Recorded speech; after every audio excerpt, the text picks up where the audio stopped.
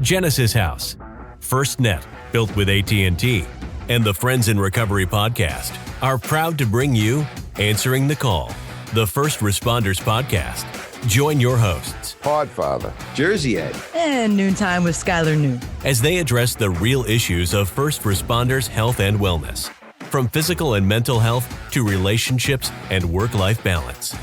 Answering the Call, the First Responders podcast, is available on Facebook, Podbean, iTunes, and YouTube, as well as iHeartRadio, 24 hours a day, 7 days a week. Now, here are your friends in recovery answering the call. Hey, everybody. Welcome to Answering the Call, the First Responders podcast, sponsored by FirstNet, built by AT&T. I'm the Podfather here with Jersey Ed. Hey, Podfather, how's it going? Good. How you doing there? Are you driving that fire truck over there? I am driving the fire truck today. Yes, I didn't take it down from last week. I think it's pretty cool. I was gonna put something else awesome. up, but awesome. Yeah, but when I used to bring the kids, my children down to the fire station to look at all the equipment.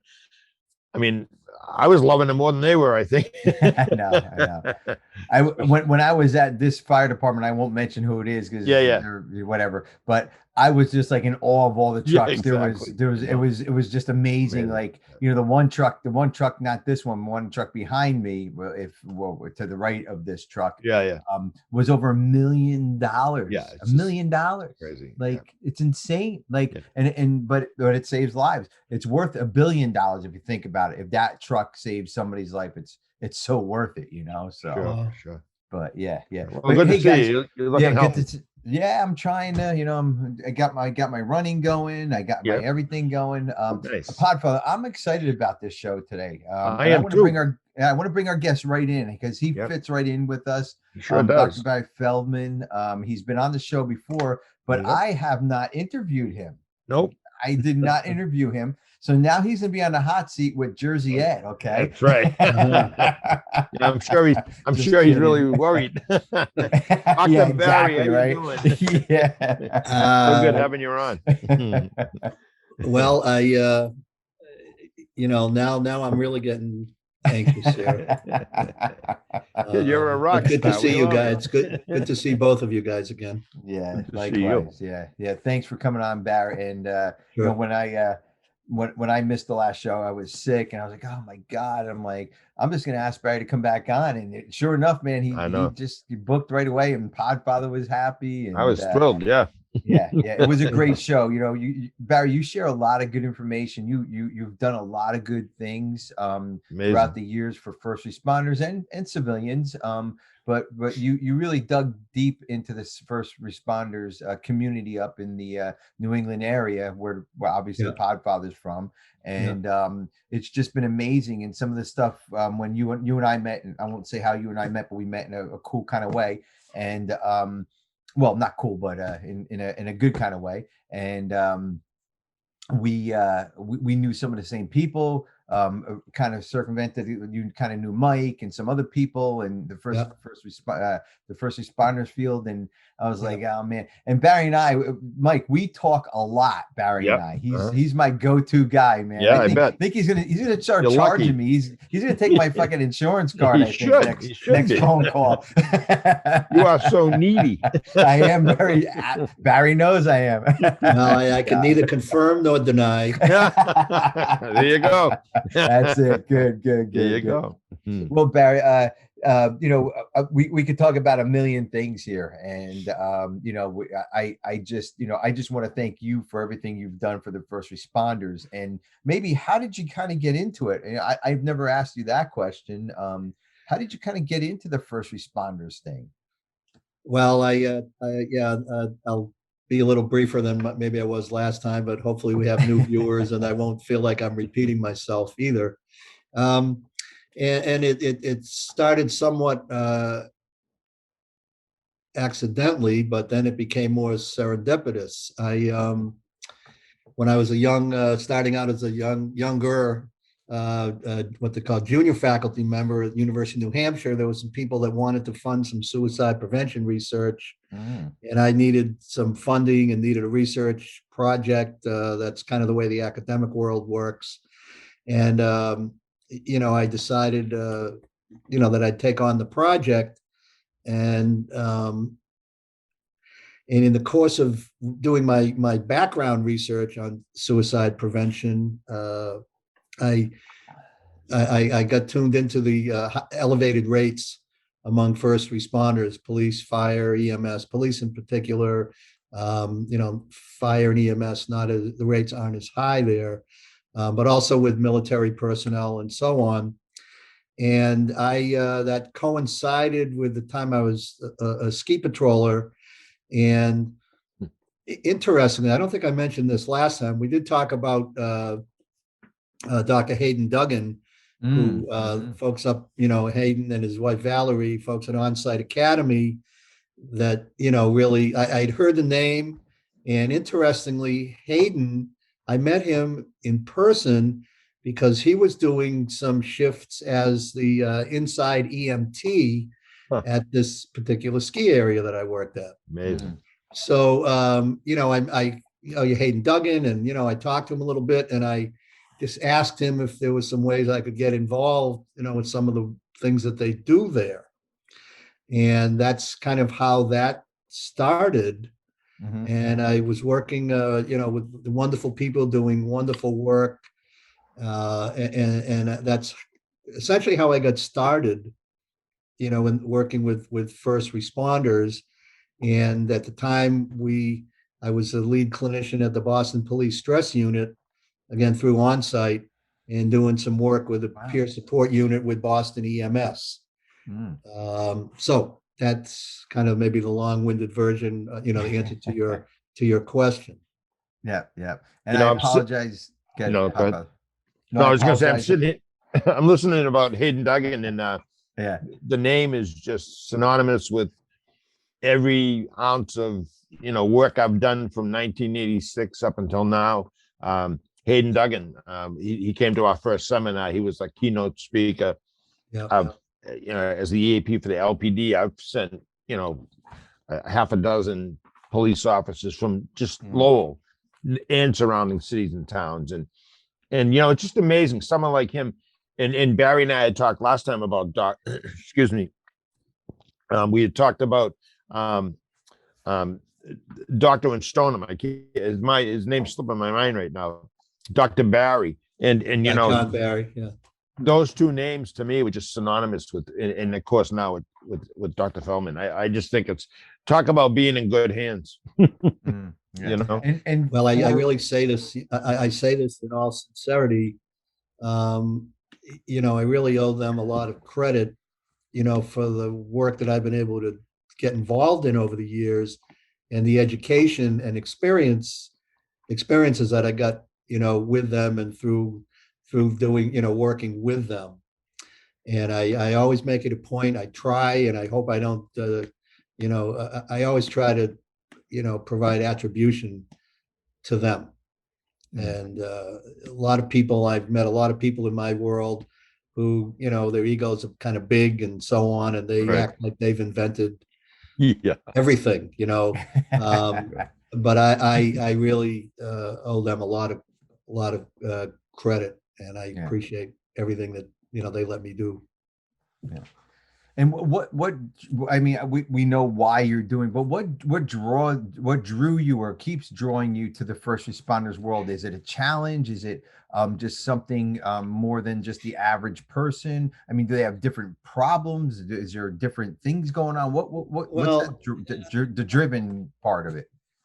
Yeah, interestingly, I mean, I would often say to officers when I start working with them, sometimes I get the question, are you a cop? My hair was a little shorter then, and maybe my mannerisms were, I've always kind of, I think, had a pretty direct style in my clinical work. And, but I always made a point to, I don't profess to walk the walk, never walk the walk. And I'd often say, I'm not a cop. I never was. And frankly, I don't want to be, but I learned a lot about the challenges, of the work and the stressors, the ongoing stressors that officers, a first responder, but in particular police officers would experience.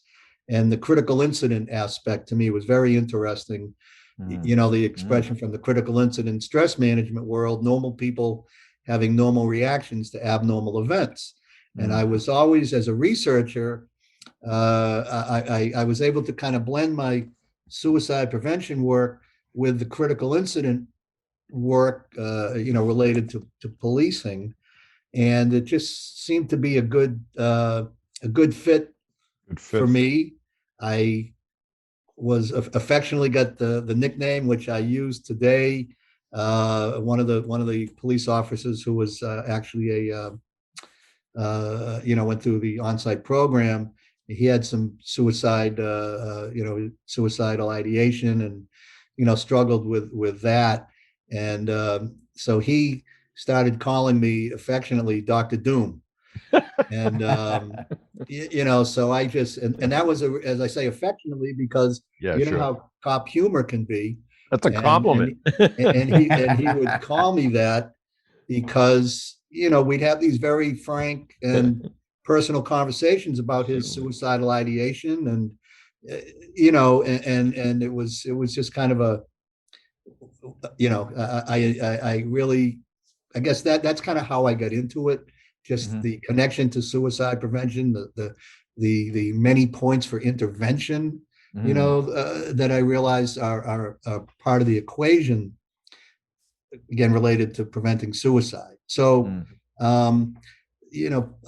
police officers have very challenging jobs, as we know, and to try to flip the switch a little bit from work to home and home to work, and how all those things are intertwined. And as a clinician, very fascinating stuff to me intellectually. Right. Well, I know we're going to take a quick break, but I just want to say, when I think of people like Dr. James Reese, who recently passed away, Dr. John Barry, his wife Peg, Dr. Hayden Duggan, and now you, Dr. Barry. I mean, I just got to say that as a cop, and more than half my life, I was in the military police. I was a cop, a correctional officer, an Army vet, but more importantly, I'm a guy that's been through the ringer, come out the other side, and so nice having people like yourself who are Dr. Barry or Hayden. Reese was an FBI agent before he got into the behavioral unit and everything, but it's someone that you really could trust and sit and talk with. And like what you just said, Dr. Doom, like you got a kick out of it. Someone else might be insulted by that. You like it. Exactly. Hey, we're going to take a quick break. Answering the Call, the First Responders podcast. We'll be right back. You're first to respond, first to put others' lives before your own. And in an emergency, you need a network that puts you first, that connects you to technology, to each other, and to other agencies. Built with and for first responders. FirstNet, the only congressionally authorized wireless network for first responders. Because putting you first is our job. Since 1992, Genesis House has been helping real people heal from addiction on their private recovery campus in beautiful Palm Beach County, Florida. Their family-owned program is accredited by the Joint Commission and offers detox and dual diagnosis treatment in a comfortable and confidential setting. At Genesis House, they focus on treating the underlying causes of addiction. Their comprehensive approach includes psychiatric care, individual and small group therapy, trauma healing techniques, and holistic care including yoga, massage, and animal-assisted therapy. After treatment, their clients enjoy the lifelong support of a nationwide network of Genesis House alumni. Call Genesis House today at 1-800-737-0933 to speak with someone who understands. Visit them on the web at www.genesishouse.net. It's time to start your journey to a long and successful recovery. Hey everybody, welcome back. Answering the Call, the First Responders podcast, sponsored by FirstNet, built by AT&T. The Podfather, Mike Miles, and I'm here with Dr. Feldman and Dr. Jersey Ed. No doctor for me. Listen, I'm moving, right, and I have and this is a big thing about it, but we have a pool at home, and I am a chemist at home because the chemicals you have to mix in a pool. Sure. I'm not going to miss that, guys. I'm not. That's why I never had a pool. I couldn't do it. I know. I'd lose my mind. I might be a doctor of pools. So, real quick, I want to just mention copline.org, guys. Copline.org is a line of people of retired police officers, male and females, that man phones at 1-800-COP-LINE. That's 1-800-267-5463 of retired officers ready to take a phone call at any time. If it's about suicide, if it's about family issues, it's about work issues, whatever it is, they're there for you guys to help. And our wonderful guest who we had on, how long ago was she on? 3 months or so. Stephanie Samuels, right? Stephanie Samuels was she started this whole copline.org. Copline.org. Check it out, guys. If you need it, call 1-800-267-5463. They're there to help 24 hours a day, 7 days a week, guys. So sure. While we're on the break, I want to ask a question of the Podfather about Barry, and then I want you guys to kind of go about this question. So Barry, you mentioned you're not a police officer, you're not a first responder. Same thing like me. I'm a civilian. Well, I am a ski patroller most of the time. Right. Yes, there you go.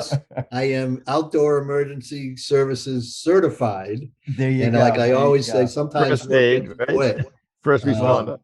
Yeah, so you ski patrol, first responder. All right, well, you got one on me, Barry, okay? Yeah, most of the time upside down in some gully. Exactly. But looking for your skis. But the question I have, Podfather, police, especially police officers, and because you're police officers, we're going to stick with the police officers, are very close to the vest, are very, I only share with the blue, or are very, I only share with my brothers and sisters. That is it. Let's all kidding aside. Barry is not a police officer. How do you feel? I mean, I know how you feel about him. I know how you're interacting with him. How do you think that the police officers, and why do you think that such a what great traits does Barry have to attract the police officers and give them the help that they need? Because there are probably people listening to this saying, oh man, he's not a cop, I'm not going to talk to him. So let's give those people the reason to give Barry a call and get the really good help that they need. Just because he's not a first responder doesn't mean he's not good. Yeah, well, first of all, you're not going to find a lot of therapists that, wore a uniform. You're fortunate down at Genesis House, you have a New York detective there. Phil Ballone. Phil, great guy. And Barry is the same persona. You can tell as soon as he says 2 words that he's just kind of a cool dude, that he's not judgmental. He's there to help, and there's not going to be, any worries, I just know from my own personal experience, when I first started seeking help, I went to a woman who was an author, and she was very, as they call today, woke, very kind of like a hippie.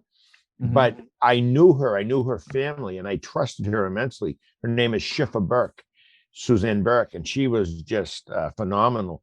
But there's just certain people, as soon as you sit and look them in the eye, or they start talking, that, this is someone I can open up to and feel comfortable with. And Barry just has that. And he, like he said, he learned it kind of not by accident, but running into Hayden Duggan on a ski patrol up in New Hampshire, and he's like, I don't know anyone in this area that's in law enforcement more than 5 or 6 years that hasn't heard the name Hayden Duggan, in New England, And you agree, Barry? He's just absolutely. Yeah, absolutely. I didn't realize, the extent of his reach. And I really felt that, and I still feel that there should be, facilities like that in every region of the country. Right. That's a whole longer conversation, obviously, but I certainly believe that. I believe in the work, and it was, kind of surprising to me that those services were not more readily available. I understand, all the confidentiality, all the logistics, et cetera, but it's so necessary. I just remembered a funny story. I think part of it, how do you connect? First of all, I didn't expect a lot of validation working with police officers in particular. Of course. You're not going to get a lot of positive comments. A lot of my teaching and training activities for police officers, rooms full of them, and sit there like this with the arms crossed, and they'd be staring at me and basically saying, what the F is this guy what the F is this guy going to talk to me about that I don't already know? Right. So you got to be able to kind of handle that type of a response, I guess. But when somebody would say, I remember it, and it really resonated strongly with me, the best you can sometimes expect is, well, he's a good guy. Right. And I learned that speaks volumes. Right. And it was really great to hear comments like that. Yeah. But I think that, and I try not to get too immersed in all the psychobabble and things like that might be off-putting to people. But I hear you. Police officers, they're human beings. They have families. They have children. And unfortunately, how do you unload some of that? How do you offload some of the tough stuff that you have to deal with? Well, again, the conversation would be, well, dump it here, just dump it here.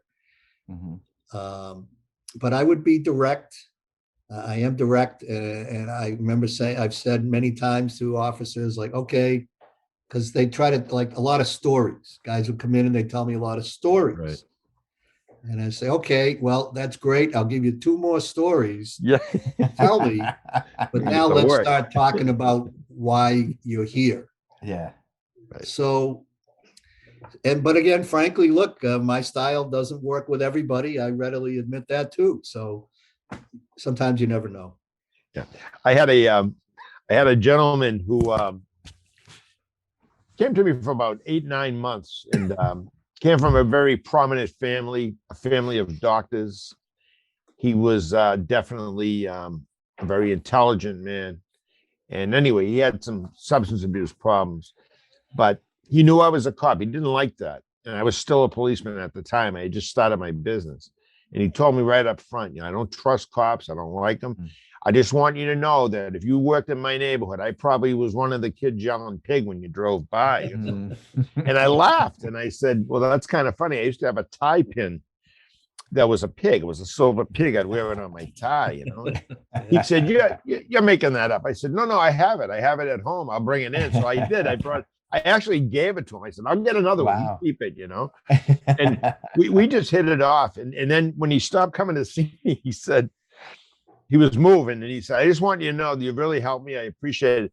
He says, but your whole office is not set up like a therapist. He goes, I feel like when I come in here, I'm going to the bank for a loan. I have this big desk, Well, that just cracked me up. I love it, And well, you're right. I mean, the other piece is just, when we start with new patients, typically there's some introductory comments that you make and explanations about confidentiality and things like that.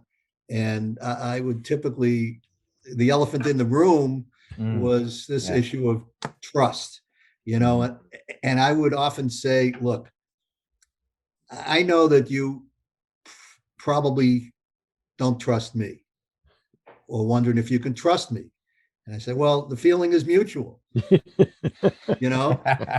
so we just get into that kind of dialogue. That's perfect. Yeah. And it's good. I like what you said about he's a good guy, because when the Podfather Every time he's a good guy. That's cop speak. It is. It's cop speak for you're good. Right. Yeah. Hey, take care of this guy. He's a good guy. And if he's not a good guy, I don't get. He's the good guy. Right. You know. But Barry, you're a good guy. Absolutely, no doubt about it. I don't know how many times Podfather said that. So but you're right. It. Well, I think another reason why I like coming back on the show is because Mike, very building up my ego. So I like that. When I first met him, I said, this guy's got fucking Hollywood looks. I'm on the show with this. I might just see some old doctor with bispectacles, I know. Like a big belly or something. This guy looks like he's a hitman, I love him. It's true. I know. And when I got sick, I had diverticulitis. I thought that was a made-up word. It's not. Okay, it's real. All right, it certainly is. Yeah, and I was just so disappointed. But when I watch that show, guys, go back a couple episodes, about a month or so, and listen to the show with the Podfather and Barry. It's a great show, and it'll actually kind of pull a lot of things together with this show and that and then the past show too with Barry. So. Yeah, my daughter, my oldest daughter Michelle, as you know, she's been on the show. She loves the podcast. I'm always busy, but she said, Dad, that was a great podcast. So I actually sat and watched it, and I was like, because I was nervous we didn't have you on it because you're always a pain in the ass one. So Barry, we're gonna close here, but any closing words, anything for the first responders, anything that you want to kind of get out before we close, and how and if they can get a hold of you somehow, put that in there too if you like. Yeah, my email is drbarryf@gmail.com. drbarryf@gmail.com. I guess real briefly, I'd like to just acknowledge the fact that we just celebrated Memorial Day weekend, which I read somewhere recently, and of course I think a lot of it, as a society, we kind of forget about what Memorial Day is really absolutely about. And yes, it's a great holiday, an extra day, a Monday off, and the cookouts and all those kind of things, family times and all that. But I recently read somewhere that, and maybe it was on the Mass Fallen Heroes website, someone mentioned that Memorial Day should really change the name of it to Thanksgiving, because it's a day when we should be thanking those military personnel, first responders, everyone who lost their lives in the course of performing their duty. So I shared my story a little bit, some of my story last week. I won't get into that this time, but occasionally, depending on who I'm talking with, I will give them a little bit of my story to let them know that this is really what Memorial Day is about. People who, whose lives were lost to keep the rest of us safe. So I want to just acknowledge all those families and, people out there who have lost loved ones in the course of performing their duty to help the rest of us. Right. Yes. Thank you, guys. As Barry said to me, very proud to be part of that family, but that's not the family you want to belong to, and I appreciate what you just said, Barry, because, Veterans Day is Veterans Day. Memorial Day is to remember the soldiers that never came back. And it's still happening, as you know, Barry. And thank you for bringing that up, because the reality is there's a lot of people out there that they don't even know what Memorial Day is, and it's a shame because we live in a society now that's upside down. I hope it gets right side up again. I hope before the end of my lifetime, anyway. Yeah. Absolutely. Absolutely. Good. Well, guys, another great show. Barry, thank you so much. This was the long-awaited Jersey Ed interview. Now my life is complete, and I can move on to bigger and better things now.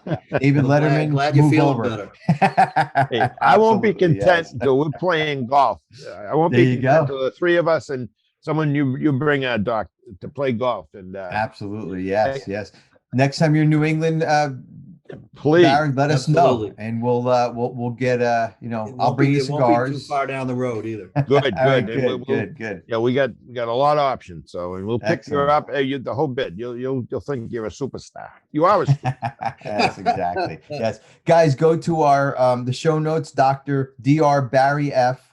At gmail.com if you want to talk to him anything about the show or ask him questions or maybe book a session with him. I highly recommend it.